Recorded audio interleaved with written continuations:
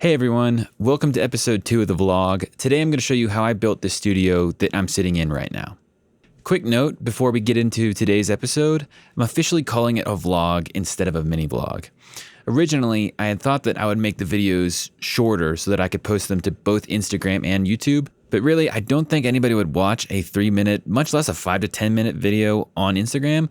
So I'm just going to stick to YouTube. I'm also going to lock in a once a month schedule. For September, I'll actually drop the first 3 episodes. This one, another one on branding, plus the first episode, just to give some backstory. After that, it'll be 1 episode per month summarizing what I did in that month. In the past, I probably would have scrapped and reshot everything, but I'm trying to let go of that perfectionist mindset and just keep things moving. All right, that's enough about that. Let's get into this episode, studio building. Now, do you need a studio like this to grow a project? Probably not. It's most likely overkill, but designing studios is what I do for a living. And also, I just love building stuff. Like when I'm an old man, I could 100% see myself having a wood shop and building canoes for people like Ron Swanson. I'm Ron Swanson. Anyways, overkill as it may be, I do think there's a lot of value in having a well-designed space to both create in and shoot content in. So here we are. I started with a 3D design so I could conceptualize how everything would fit. Most of the panels actually came from my old Indiana studio, but I wanted to add a few more to this room to make sure everything was tight and controlled. Step 1 was making a trip to one of my favorite places in the world, the Home Depot. I grabbed some lumber, strapped it onto the Subaru, and got to work. My roommates were a huge fan of me taking over the garage to do my woodworking. They especially loved the part where I got sawdust everywhere. I guess it was their lucky day. Or week. Over a few days, I built the new panels with some leftover fabric and insulation from the panels I had built in the past. For these panels, I used slats on the front face. Not to get too technical, but using slats helps avoid the room getting too dead while still controlling lower frequencies.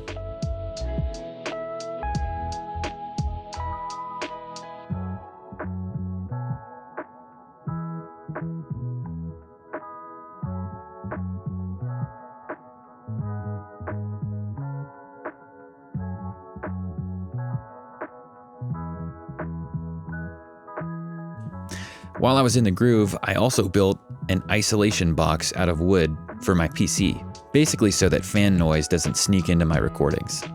I guess this is one of those times where thinking inside the box really pays off.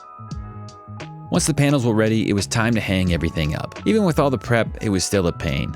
The ceiling panel was definitely a 2-person job, so shout out to my roommate Ross for being able to help with that. Look at how big he is. Wow. After that, I laid down a rug that I found on Amazon, which was white with some Aztec designs. It really fit the Western vibe that I was going for. I then set up my desk, which I actually built a few years ago in Tampa. This thing has now been with me in 3 different states. Next came wiring up the computer and lights. I experimented with another rug, but it didn't really feel right, so I went back to the first one. I then hung up the smaller panels that I had just built, which was much easier than the big ones. Once the essentials were in, it was all about dialing in the vibe. I found a cheap futon on Facebook Marketplace so that there's a place to chill or work with somebody else. I hung up my Ang tapestry on the back wall and placed a lamp behind it to shine onto the tapestry for some ambient lighting. Later, I ended up switching out the Ang tapestry for the one you see behind me.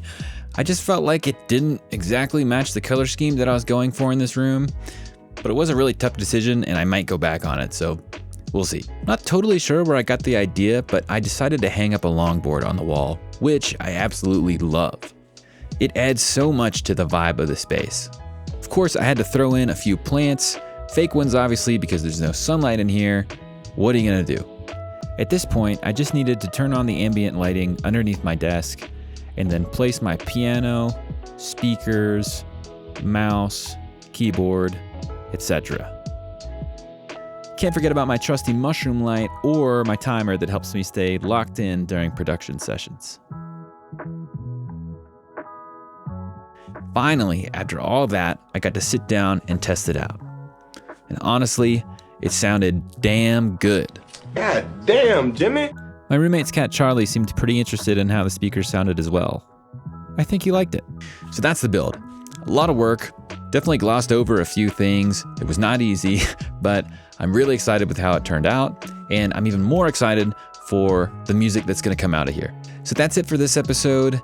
Hit like and subscribe if you'd like to continue following along with the journey. Thanks so much for being here, and see you next episode.